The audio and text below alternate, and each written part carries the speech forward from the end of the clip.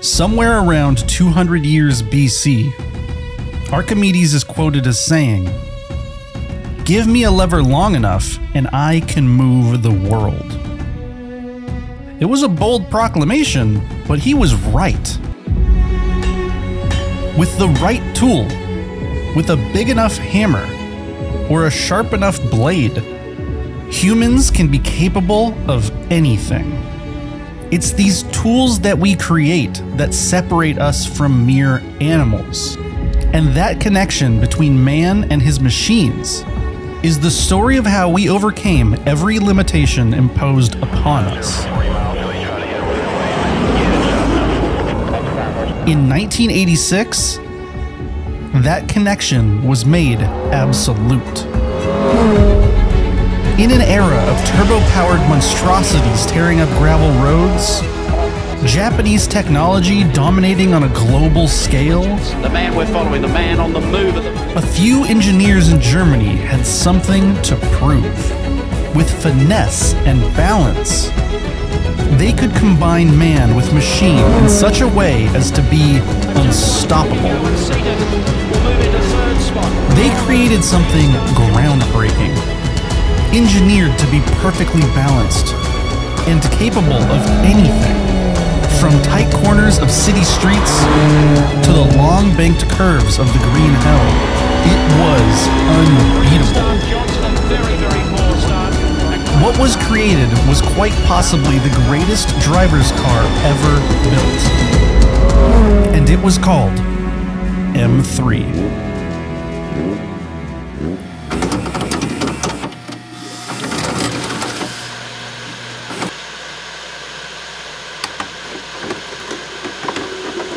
Emblazoned across the hood of the finest German cars is a small, round emblem.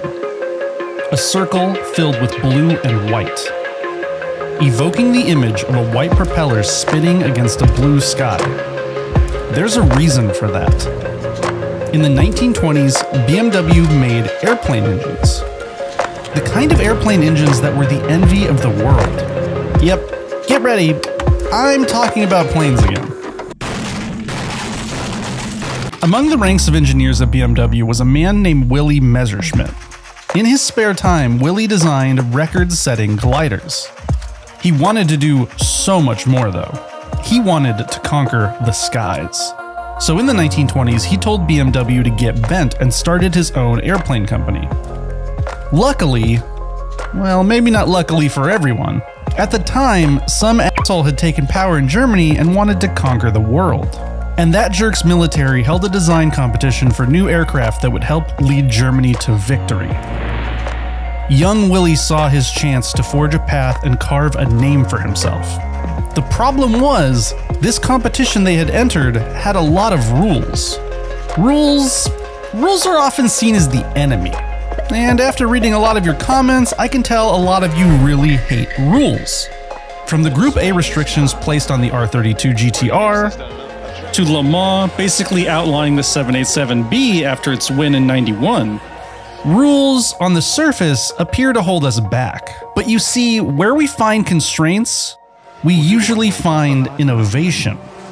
And so, with the rules laid out, the task at hand was set. Design a single-seat, highly maneuverable mail delivery aircraft that could be sold to the public, but really was meant to carry a bunch of guns and soar over London. Through many sleepless nights and a bit of schnapps, Willy did it. He penned the design of the BF 109. It was revolutionary in its simplicity, and it was as fast as it was nimble. It went into production at record pace, and its first battles took place over Spain, a mere 2 weeks after the Olympics, then Italy, Poland, Normandy, Leningrad, Egypt. The BF 109's V12s were still grumbling overhead as the war came to an end. And in its wake, it had claimed more lives than any other aircraft. 15 of the top aces of World War II piloted 109s, most of them scoring over 200 victories. Erich Hartmann, top ace of the war and 109 trainer, shot down 352 planes alone. The best US pilot managed to down just 40. In total, 20,000 aircraft were shot down by the weapons mounted to the BF 109. making it an order of magnitude more deadly than even its closest rival. And it got there not with firepower, but with finesse. The 109 didn't have the most guns, it didn't have the biggest guns, and it was far from the most heavily armored. Due to the stringent rules set by the Luftwaffe at the start, the Bf 109 on paper should have been surpassed by its contemporaries, the Spitfire and the later P-51 Mustang, but it wasn't, because its power did not lie in its cannons, its engine, or its frame, but the combined balance of all of its parts. In the hands of a pilot who was making split decisions, choices between life and death, you wanted a machine capable of reacting quickly, a tool that practically reads your mind. Now, you already know if you've watched this channel, war has a habit of pushing innovation. By the 1980s, wars were not fought with guns and bombs. The battles were waged on tarmac. The shots fired from exhaust pipes, and yet, the thirst for blood was all the same.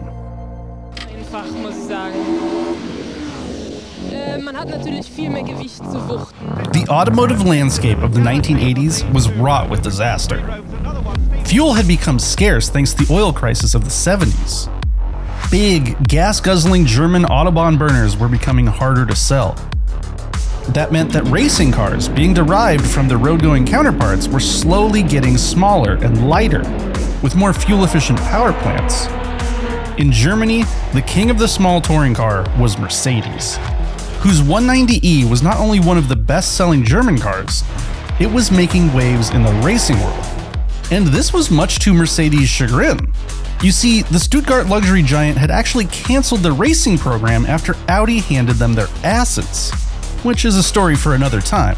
But you see, Mercedes-Benz's own engineers went rogue.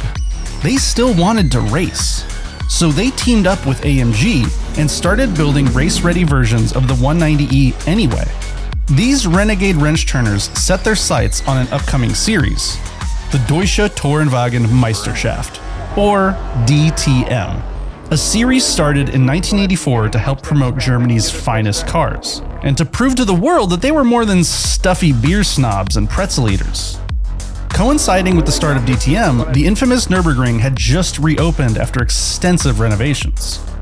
To celebrate both the new racing series and the opening of the ring, the Race of Champions was held at the Green Hell, a race consisting of only Mercedes 190Es being driven by the who's who's of champion drivers. When the smoke cleared, none other than Ayrton Senna, who we've mentioned a few times before, stood atop the podium.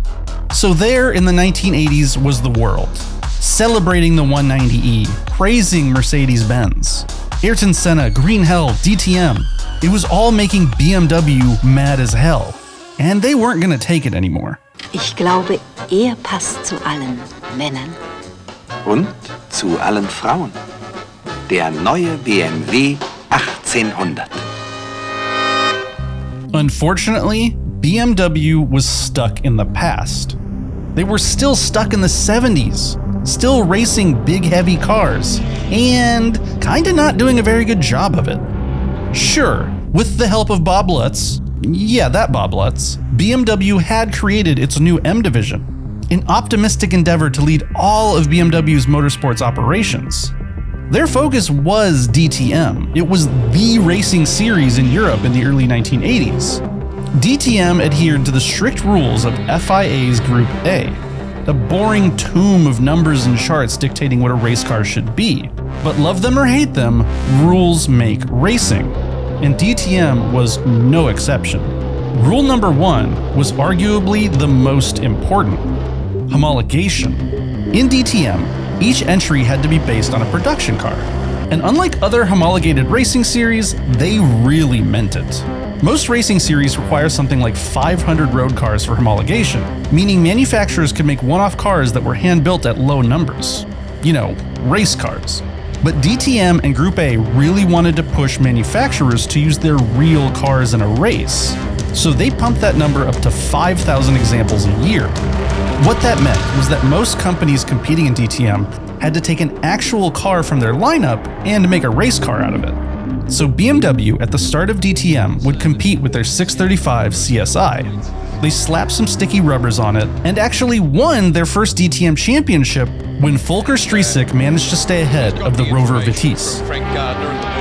The next year, though, the 6 Series was proving to be too heavy to compete with the new lightweight Group B-inspired cars. It took third behind Volvo and Rover, and would never be able to climb to the top again. What's worse, by 1986, Mercedes had decided to put their full weight behind the 190E. No longer was it a skunkworks project, fielded by a team of ragtag engineers. Stuttgart had entered the fight. In 1986, they stole second place from BMW, but Ford took home the title. The battle for black, red, and yellow was dominated by a blue oval. You can imagine how that felt to a nation of pride-filled engineers. The writing was on the wall. The future of motorsports meant small, lightweight, and efficient designs. BMW's race cars would need to hit the gym, shed weight, and get smart, because if they didn't, the future was to be led by the 190E and Mercedes. And that didn't sit very well with Eberhard von Kuenheim, CEO of BMW, and man whose name I surely just butchered. Thanks to him, BMW's name would no longer be dragged through the mud. The blue and white roundel would shine in the sun once again. Now BMW introduces the 4-door 3 Series, because along the way, some of us gain more than just affluence. Eberhard had a burning passion, a fire that could not be quelled. He wanted BMW on top. No second string to Mercedes, Audi, or anyone else who dared make luxury cars. When Eberhard became CEO, BMW was an unfocused mess. It was the 70s, and they were still recovering from World War II. They made the odd motorcycles, some passable cars, and faced the threat of bankruptcy a few times. Eberhard grabbed the company by the reins and pulled it in a new direction. And with the help of the new race-fueled M division and Bob Lutz, he started pushing the company in a brand new direction: ultimate driving machines. Automobiles that would inspire passion in their owners. No longer just mere appliances to get you from A to B, and to be discarded when a new model came out. To prove to the public that these were the works of driving passion they claimed them to be, BMW was going to need to win races. So, to fulfill Eberhard's dream, he directed the motorsports division to commit to one task: win. Build BMW's fastest touring car. Unleash the full efforts of their motorsports division on DTM, and put Ford, the 190E, and anyone who dared defy them in their place. There was just one problem. A homologated race car needs to be homologated. Unlike the blind eyes turned towards Group B, BMW couldn't exactly build a winning race car without also having a worthy road car. And the best they had on offer at the time was a timid little grocery getter. But it had potential. The new BMW 325i. With 39% more power than its predecessor, it has the singular ability to bring a whole new meaning to the expression, rush hour. The BMW 3 Series is one of the most popular models in the world. The 3 Series. A car that is to BMW what the Civic is to Honda. The sales leader. The bread and butter. In the 1980s, BMW's 3 Series had no hopes of competing with the 190E in racing form. It suffered an anemic engine, one that BMW had been using since the damn 60s and barely made 100 horsepower. And the body itself was far too small and narrow for fat racing tires. The 3 Series would need a complete rework to be able to take on the Fords and Benzes on the German tarmac. The rules were simple though. Whatever you brought to compete in DTM, you had to make a hell of a lot of them. It was the hand they were dealt. The higher-ups at BMW thought, well, fine, if the rule is we have to use a production car, then f*** making the 3 Series competitive. We'll just make a race car and sell it to the public. Somewhere, a stuffy German accountant woke up in his bed, sweat dripping down his face, visions of bankruptcy and layoffs in his head. Furiously, the number crunchers swarmed Eberhard's office to demand this undertaking be stopped. BMW would lose money, endless sums, if they tried to sell fast cars to regular customers. Eberhard politely listened, nodded his head, stood up, shook their hands, and ignored everything they told him. You see, his vision was singular. They were going to win at all costs. And so the M Division would continue on their important task. This would be the defining moment for BMW. A day when they would stand up, puff up their chest, and punch Mercedes right in the face. The BMW 325i, ultimate driving pleasure. And so it was that the M Division would be tasked with saving BMW on the world stage. With marching orders in hand, they set about with focused minds on one important task. Roll a 3 Series into a well-lit garage, take everything off of it, strip it down to the chassis, and rebuild it from the ground up with a singular purpose. Win. Win everything. Their first step was figuring out what to power the damn thing with. Like I said before, the 3 Series engine wasn't gonna cut it, and the E30 presented a pretty significant problem. It was small. Its short hood couldn't hold some massive power plant in it, so they were going to need to be clever. Luckily, BMW had been making masterworks of internal combustion for some time, and that was in large thanks to a man named Paul Roche. Sound familiar? All of my stories have repeating characters. Paul, who later designed the McLaren F1's engine, was on tap to breathe life into the M3. Paul was a BMW thoroughbred and possibly the greatest engine designer that ever lived. Prior to the E30, he'd had his hands on the race engine made for the middling supercar, the M1. Paul's M88/1 that had run the M1 through its paces in Group 5 was a proven winner.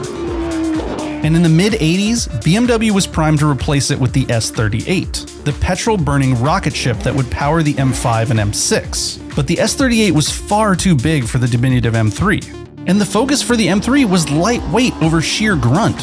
So Roche decided to start with the BMW M10, a straight 4-cylinder BMW had been using since the 50s. It was rock-solid, reliable, and light.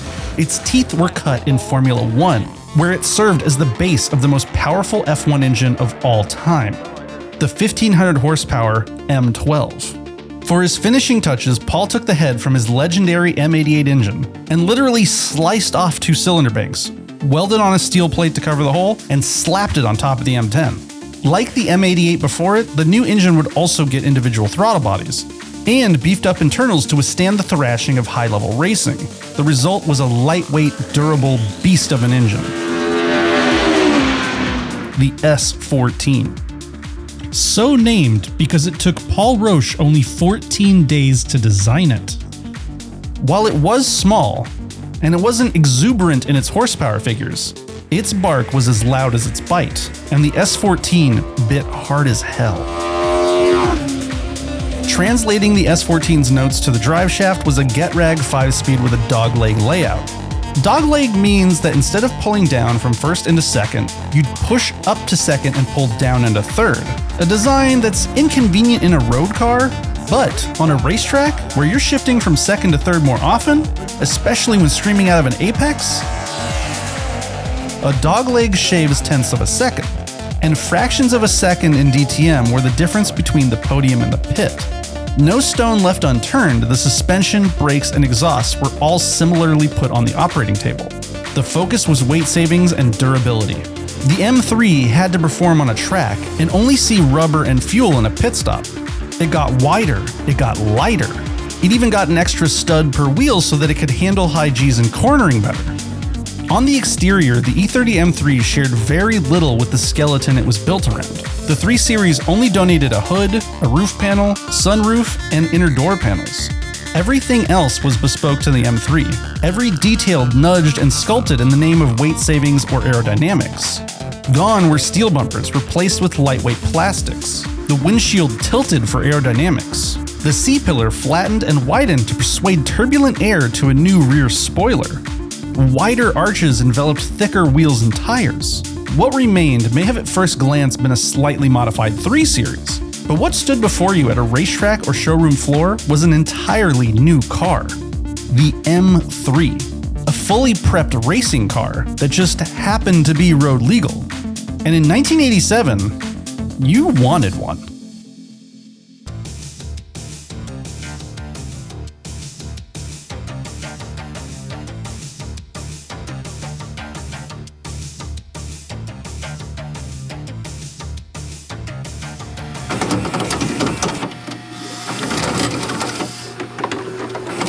BMW's pace to get the M3 on the racetrack was neck-breaking. In just over a year since they gave the M3 project a green light, the first examples started rolling off the line in March of 1986. BMW's accountants, though, were still losing sleep at night, so out of fear, they only released a few into the wild. Used as bait to lure people into dealerships, where BMW would try to sell them more reasonable cars like the 5 Series. Their plan sort of worked. It got them into the dealership, but they were there to buy an M3. Because when they got their eyes on one in the wild, when they saw what it did to the competition on grueling corners of Bavarian racetracks, it was different from any BMW they'd seen before. Hell, it was unlike anything else on the road. The E30 M3 wasn't a road-going version of a race car. It was the race car, and you could buy it, and you could drive it. Shift that dogleg transmission, hear the S14 scream straight off the showroom floor. The E30 M3 wasn't just some inconvenient sports car. Its DNA was still a BMW 3 Series. Economical, comfortable, versatile. You could take your wife and kids to dinner on Saturday, and then take your M3 to the track on Sunday, and you would win. The E30 M3 was a blitzkrieg of engineering, durability, and agility. BMW initially was afraid no one would buy them. Very quickly, though, they started to fear they couldn't make enough of them. To meet homologation requirements, they needed 5,000 examples. They sold 10,000 before the boys at the M factory said, 9, no more, we cannot meet demand. The M3 would go on to sell for years, evolving and defining the legacy of the BMW name for generations. It would catapult the BMW M name into the halls of automotive history. It was nearly an accident. They weren't trying to make a sales leader, but they did anyway. BMW had given the public something they didn't even know they wanted. Purring underneath that emblem of blue and white was a road car with racing blood. A killing machine full of fire and fury that anyone could tame.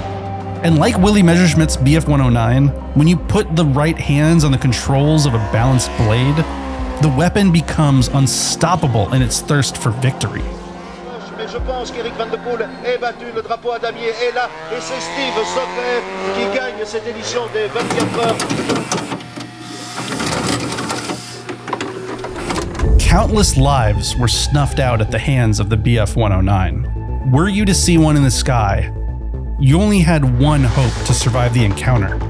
You were on the same team.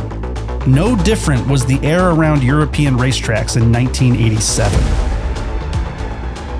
You may have pulled up to that start line in your Alfa Romeo with 20 more horsepower, or been looking at the E30 M3 in your Ford Cosworth's rearview mirror, confident that your 60 additional horses could keep it there. But you were wrong. You were dead wrong. They stream through. The humble, underpowered, unassuming BMW M3 would claw its way up your spine, grip you with its sharpened teeth, and spit you out on its way to the podium. Its wrath, indiscriminate. Behind the wheel, it really didn't matter who held the controls. The lightweight, naturally aspirated BMW sports car was so easy to drive, so reliable and consistent, that it would eventually be at the front of the pack. On paper, the E30 M3 should have been an also-ran in history. But on the black-hot tarmacs of racetracks across Europe, history would write the name M3 at the top. It wasn't the most powerful, but it could be driven harder and driven longer. It struck a balance few have ever achieved. Drivers of M3s had more confidence to push harder, to brake later, cut closer to the apex, and accelerate harder out. To be on the track side by side with an M3, it would feel as though you were in an entirely different class. The first year that the M3 went racing, manufacturers around the world were slapped in the face. An M3 took home the trophy in the Australian Touring Car Championship, the European Touring Car Championship, the World Touring Car Championship, and most importantly, on their home turf, BMW shoved Mercedes-Benz face in the sand and took its lunch money. There atop the podium, shining in the limelight, was Erik van der Poel, the new champion of DTM. At the height of its winning streak, a BMW M3 was winning one race every single day. and would go on to win 1,436 first-place finishes over its run.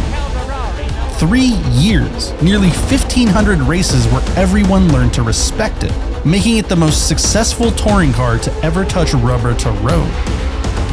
Years later, Japan would unleash a beast as notorious and as dominant as the E30 M3, but the R32 GTR would never have as many victories notched in its belt.